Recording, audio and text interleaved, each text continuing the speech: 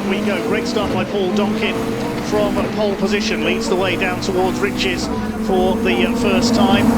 Harry Senior tucked in second place. Matt Armstrong holding off Tom Eden, who made a quick start. He's got ahead of Justin Armstrong. Armstrong Senior in the number 23 car, but up towards the hairpin they go for the first time. Donkin leads it. Senior in second place. Trying to go around the outside is Matt Armstrong. A little bit of a lock-up there for Justin Armstrong, but a bigger lock-up for Craig Story, and a tangle there at the back.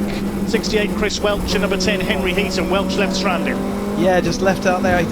Just caught his tyres, and I'm not sure whether there's any damage that's caused him to stop, but he is no longer moving. Donkin, though, does still lead over the top of Harry Senior. Senior had a little bit of had to maybe even dip the clutch again. It seemed like the revs just dipped on him, and then Donkin let him get away with a stack of grid as well. That meant there's all very calm pretty much into that first corner, but it all kicked off as we went into the second one. Harry Landy, I think, was the guy locking up once more, and remember, he's got a couple of flat spots on his front tyres, so he's got to still massage them, but he's right where he needs to be in that sort of battle pack. But Donkin leads Senior, and then it's Cook, and then Matt Armstrong. Yes, Harry Landy needs to work on the brake bars, and that keeps locking up the fronts on the 21 car.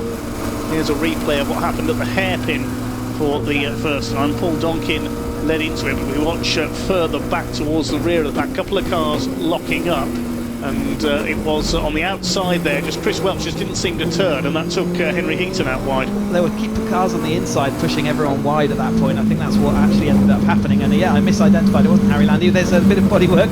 And one of the wings is departed from there. There's Gary Curtis over the top of James Hall. We spoke to him briefly running the Oakmere car as they head around Core, and then the everlasting right-hander that turned into a tight left-hander at Murray's. It's now Harry Senior leading over the top of Donkin, over the top of Cook. Yes, Harry Senior has taken up the lead then as they head over the line to complete the opening lap. The blue car with the lead. Harry Cook tucked in third place behind. Donkin's going to go for the outside. He slipstreams his way back into the lead. Harry Cook in third. Then Matt Armstrong in fourth. Matt Armstrong from Leicestershire, not Manchester, as I said earlier. Apologies there, reading the wrong line on my entry list. It's Steve Metcalf, the Mancunian, and Matt Armstrong does go down the outside there. Side by side, fifth, Tom Eden going well up there with Justin Armstrong, then Harry Landy, and the rest of them come charging through. It's McCormack next in the order. 22 there giving chase further. That's Gary Curtis. Chris Fraser making good progress up from the back of the field then, up 4 places on that last lap. In fact, all of the drivers at the back sort of pushing that way forwards, but Harry Senior still tucked up in that second place. Cook maintains that third place even under fight from Matt Armstrong behind. And yes, it is Tom Eden who's kind of solidified his good starting position and really moved forward in the early parts of this race, taking that yellow car ahead of Harry Landy, and they're just trailing on slightly behind this lead pack.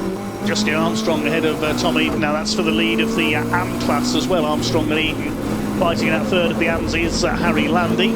Pro-Am leader overall is now Paul Donkin ahead of Harry Senior. Senior's got the fastest lap though, 205.452, and who's that pulling over? That was the guy that we saw spinning in the opening lap, I think. So is it Kendall?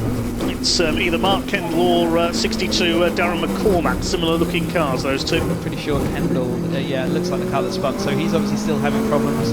I think McCormack I can see at the back of the field here, so he's still in this big front group. And Matt Armstrong, can he do anything this time into turn one? He's got his dad behind him for acting as rear gunner. That car is off. Where is that? Is that Riches, or is that a bit further around the lap? I think that's coming out of Oggie's up towards Williams on the outside there. Yeah, so maybe that's in a safe enough position. There's not too many cars go off route up there other than mechanicals, so maybe they'll deem that to be coverable under yellow flags for the time being. But let's keep an eye out for the safety car just in case that happens. Yeah, definitely can see McCormack still circulating, 4th place in the AM class. But Donkin leads Senior after that fantastic move late on in that race to almost let Senior get back in front of him, knowing that he'd be able to tow him up to the line. And that did meant it was first and second. Matt Armstrong looking down the inside of Cook. Cook just left a car's width. And that said, I'm going to put my Caterham in that car's width, and position changed. I think Harry Cook didn't fight that too much as they are only 5 minutes into this race. Justin Armstrong fighting his way up as well, the AM leader. He's done the fastest lap, 159.416, the quickest lap of the race so far. Tom Eden going with them, 6 of them line astern for the lead. Harry Landy further back in 7th ahead of Darren McCormack as they swing their way through the long left-hander of Agostini. They're out towards the left flick of Hamilton, which does doesn't look as tight on our footage as it actually is. A deceptively tight left handle, that one into Oggy. Still Paul Donkin shows at the front of the field ahead of Senior, with Matt Armstrong now up in the third. They head out of the right hand. There'll be yellow flags out there because of Mark Kendall's stranded car. Then through the right of Williams, named after the Grand Prix team and its founder, the late great Sir Frank Williams, of course. And onto the Bentley straight. There is 68 Chris Welch, still going after his problems on the opening lap.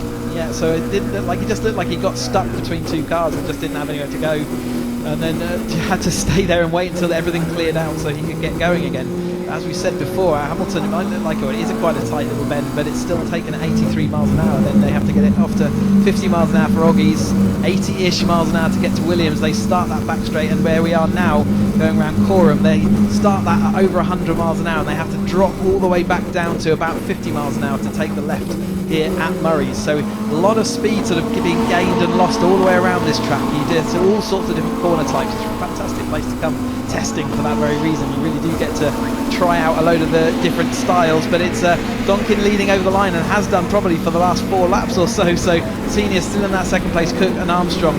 Justin still leading the AM battle against Eden and Landy.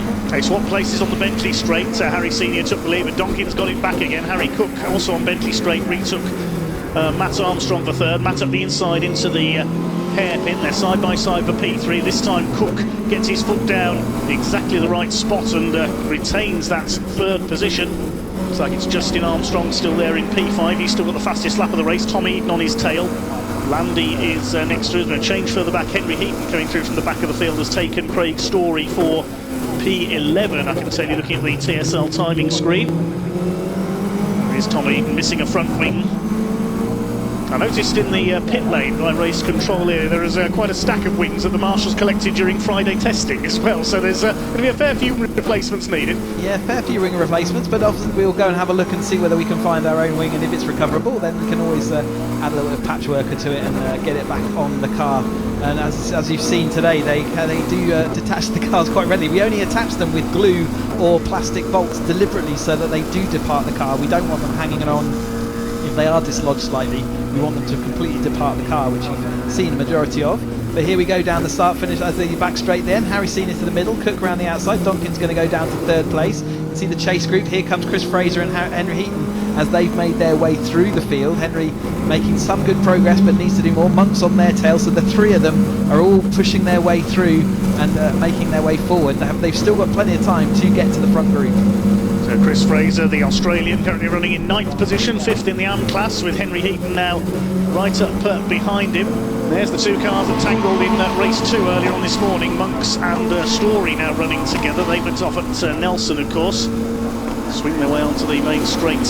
Once again, the centre straight. It's Senior ahead of the line, ahead of Cook and Donkin. Those three covered by just 0.27 of a second, those three, with Matt Armstrong a further 0.3 of a second behind them. Justin Armstrong drawing his way up onto the back of this battle as well. It's soon going to be 5 for the lead in our third race of the weekend for the Dutch Farm Vodka Caterham 7 Championship UK. Matt Armstrong will take P3 from Donkin through the hairpin.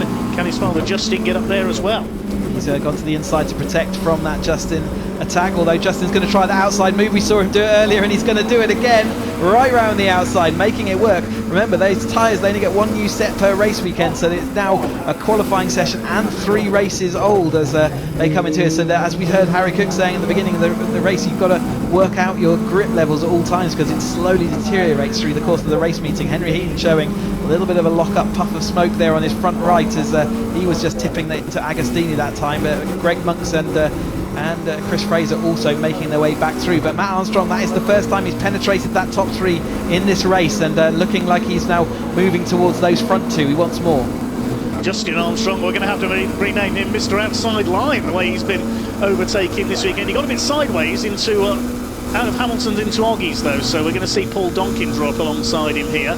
Could be an attack for the lead. Matt Armstrong, he's never going to go through the middle, is he, to try and take the lead? He's got past Harry Cook. He's gone through the middle. That is superb. The Armstrongs have been the overtakers of the weekend for me. That's a fantastic move. Right through the centre there into Brundle, and he's pulling away at the front. He's got 1 win already to his name, so can he make it 2 from 3 coming away from Snetterton? I'm sure he would have taken that if that ends up being the result by the time that we get to the checkered flag today, but that is by no means guaranteed with all these angry cars looking to see whether they can do what they can to Justin Armstrong. is not that far behind. Tom Eden having a stellar race, isn't he? But here comes that chase group of 3 fast cars working their way from the back of the field. It's not had it all their own way, so it's taken them a little bit of time, and they've still got some air gaps that they've got to make it across. They really need this front group to start battling just like they are now, costing themselves time so that they can actually catch up, and it's going to depend on how much of a battle we have at the front here. 3 wide into Wilson this time. That's a lot of wheels that could come into contact. Donkin may have just done the move of the century. No, he only gets 1 position potentially, as long as he can hold it around the outside here as well. We've seen that Justin could make it happen, so let's see whether Donkin can. I think Donkin's going to slip back behind. Well, Matt Armstrong held his lead until just after the start-finish line, then he went down to 3rd, now he's back to 2nd again. It's Harry Cook looking for his maiden Caterham 7 Championship UK victory on his debut weekend in the class, having moved up from the 310Rs last year where he won the championship. There's the battle further back, Chris Fraser being taken by Greg Monks in the repaired number 5 car. Behind them is Henry Heaton and then Craig Story in that very bright Dayglow liveried number 56 car, sponsored by Donkin Group, the company owned by Paul Donkin, the man currently fighting for the lead of this race. This battle is currently for 9th position. Yeah, good to see. I think Henry runs his own car, so he's running out his own sort of awning, so they're good for him out there to be pushing and pushing forward. Just got to find that little bit more speed after a drive shaft failure in the race earlier on in the day, so it's cost him a little bit of momentum, but he'll be looking to the next round. A little bit sideways there for Harry Senior as he went round the Brundle part of that, and it meant that Matt Armstrong then could take the speed through, but Harry Cook absolutely bedded into this front battle. What a way to start your 420. I promise you it's not easy to jump into one of these cars and be quick, and he's done just that. But these trio are constantly battling each other, which is not kind of what they want to be doing in order to actually move forward and catch up with this group in front, and the distance is looking a bit ominous with only 8 minutes to go. Here they come up over the line then, so just over half distance really through this 3rd race of the weekend for the Dutch Barn Vodka Caterham 7 Championship UK. Black and white flag for track limits for car 22. That's the car of Gary Curtis a little further down the order. Here's the lead battle. It's Harry Cook who led into the right-hander of Riches this time. Could they go 4 wide through here? Matt Armstrong's not going to go through the middle again, is he? No, Harry Cook moves to cover him, but Armstrong at the inside of the 28 car of Harry Senior. Paul Donkin just, I think, enjoying watching all this ahead of him at the moment. These 3 squabbling away. It's safe to give an air gap, isn't it, to the cars in front, just in case they all collect each other, but there's such are the margins, these drivers, they're very experienced drivers, and they do know how these Caterhams work, and they are literally millimetres. You can tell by even the way they chop across the front, they know exactly the sort of space their car takes up. Harry Senior not giving any room to Donkin there. Donkin not having everything his own way, and Justin Armstrong got a head of steam behind him as well, with Tom Eden coming to join the fight as well. So they are battling enough up front to be able to allow the drivers following to catch back up again, and that's just going to make things even more complicated as they head down the next couple of straights. This is brilliant. 6 of them line astern for the lead now. Any one of these 6 could still win it. I think Harry Landy's not far away either. Here's the blue car could close up if these lots take any more time off each other by scrapping as they are now. Start to do the rattlesnake down the straight once again. It's Harry Cook to the outside, Matt Armstrong going for the inside, Harry Senior trying for the inside on both of them. Can he squeeze through? Yes, he's done it. Harry Senior takes the lead. Paul Donkin latches onto the tail of the number 9 of Harry Cook, who's gone from 1st to 3rd. 5th position behind them is Justin Armstrong. He still leads the AM class ahead of Tom Eden and Harry Landy. So the breeze is still pretty brisk out there, and you can see the clouds are starting to build up where we had sort of clear skies earlier. They're big fluffy ones, they're starting to get more grey as well, so the temperature will probably be dropping slightly. Definitely a bit cooler than it was yesterday, but that's good for race engines. But that brisk wind still causing them sort of the headwind up this straight that we're watching them go through now. And whilst the front group are slightly detached from this chase group, the chase group are all together, and like I say, it won't take too much of scrapping up front for them to all catch up again. Paul Donkin just maybe biding his time here to make his move, as he did in the first race of the day today, the 2nd race of the weekend. He timed it perfectly against Harry Senior to take the victory. He's gone round the outside of Senior there on the hairpin. We'll have the inside line for Palmer, the left-hander. He's up into P3, so now he's starting to make his attack. He's left until the final 5 minutes or so of this race, but he's a very calculating driver, as we saw earlier, Paul Donkin, when he took the win in this morning's race. But Senior not finished yet, back up the inside, snaking a little bit there as he breaks for Agostini. He's back up into P3. It's soon going to be 7 for the lead because Harry Landy's caught up as well. Here's the second group. Chris Fraser under fire from the number 5 of Greg Munks. Henry Heaton side by side with Darren McCormack in the 62. Gets through there at Agostini. Behind them we've got the cars of Story and James Hall. Chris Fraser is leading this chase group at the moment, but they keep swapping positions just like we're seeing the swaps at the front. So Greg Munts and Henry Heaton, so that's the order at the moment, but it does keep changing, swapping and backwards and forwards here as well. They're obviously not going for anything as far as the podiums go, but they're still having a fantastic time, and every single point counts in this championship. They do get to drop 3 of their scores by the end of the season, but you desperately don't want to use them up early on. So every single point, every single position they make up now is an extra point in their championship. Matt Armstrong just drifting a little bit wide there, has to be careful of those sensors just in case that he's triggered them too many times. We have seen track limits already come to an effect in the previous race, and that was Garen McCormack missing out on the left of Brundle.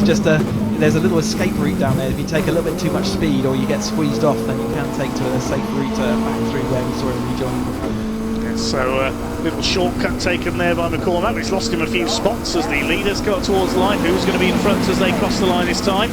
It's Matt Armstrong at the line. It's Harry Cook who goes through. Harry Senior follows him as they go into Rich's corner, and again Donkin is back to 4th place. He doesn't want to leave it too late to make his finishing move, as it were. So a couple of laps to go now, I would think. And here comes Justin Armstrong to attack Donkin. Tom Eaton's there, and Harry Landy has caught them up. It is now 7 for the lead. 7 for the lead, and also interesting that Matt Armstrong made it over the line that time without losing his position. So is that wind dropping just a little bit to mean that you can't slipstream before the start-finish late? They've all got to take a note of that because it's going to be so important.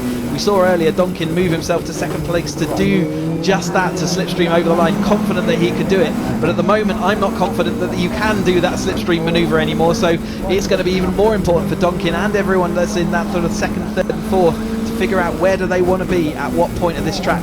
Harry Cook currently though has decided he wants to be out front with Matt Armstrong just behind him, Harry Senior and then Paul Donkin, and then we've got the leading of the AM drivers, Justin Armstrong. Harry Landy's just at the fastest lap of the race for 1:59.128. He was the only driver last time around to lap under 2 minutes, so he's using that clearer air to draw himself onto the back of this pack, making it 7 now for the lead. Harry Senior and Matt Armstrong side by side. Donkin's going for the inside on all 3 of them. He can't go from 4th to 1st, surely. Not quite. He might get 2nd with a bit of luck. Harry Senior's got the lead. Donkin's going to have to go wide. Harry Cook's going to make it 3 wide towards the bomb hole. Matt Armstrong cuts across.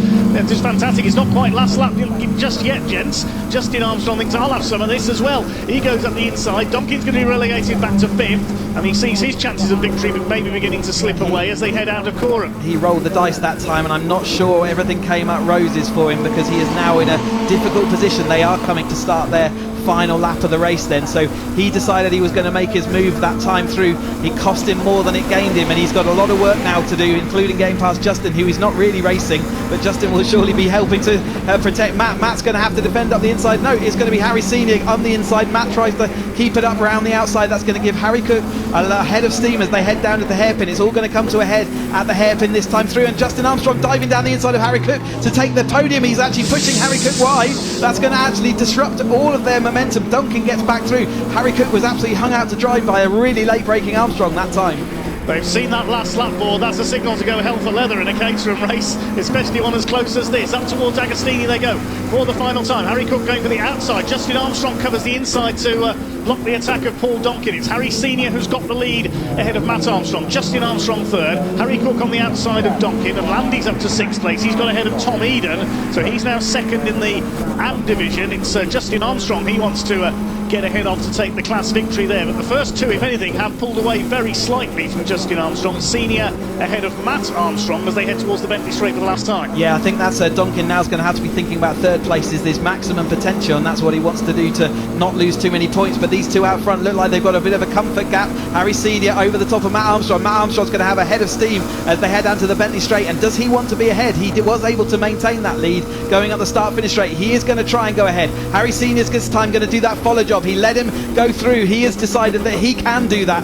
Donkin around the outside of Justin Armstrong, who does lose a couple of positions. Now it's going to be Donkin to see whether he can get that third place. He will probably sit in line and hope for the draft. It's all going to come down to a head as they go through Murray's for the last time and up towards the start-finish straight. Matt Armstrong nearly blew it there. He ran a bit wide coming out of Nelson onto the curve. If he'd gone any wider onto the grass, it would have lost him his chance, but he's leading Harry Senior as they come towards Murray's the final time. This Dutch Mile Vodka Caterham 7 UK Championship race. Can Harry Senior get into the slipstream and snatch it on the line as they come up towards the flag? He goes to the right. They're going to finish side by side. It's a photo finish. Harry Senior gets it on the line. Everybody else finishes third. Third place. Harry, did you enjoy that race? I did enjoy it, yeah, and I thought I was in a great position on the last lap. Then I got a bit of a kamikaze from Justin, I think, which wasn't a bit unfortunate because I'd sort of timed it quite well. But yeah, happy with 3/3. First weekend's fine. So and the slipstream's so powerful here, anything can sort of happen. So to hold on to that, I'm pretty happy with. That's it. Brands Hatch Indy's next one for you, isn't it? It is, yeah. So that should be all right. Yeah, much shorter than different to this track. Yeah, exactly. But I think again, there's a lot of it's difficult to pull away there. So I think tracks like sort of Alton Park or more like I'm looking forward to ones like that. I think. Yeah. Brilliant. Well, great first weekend in the 420s. Well done. Thank you. Thanks.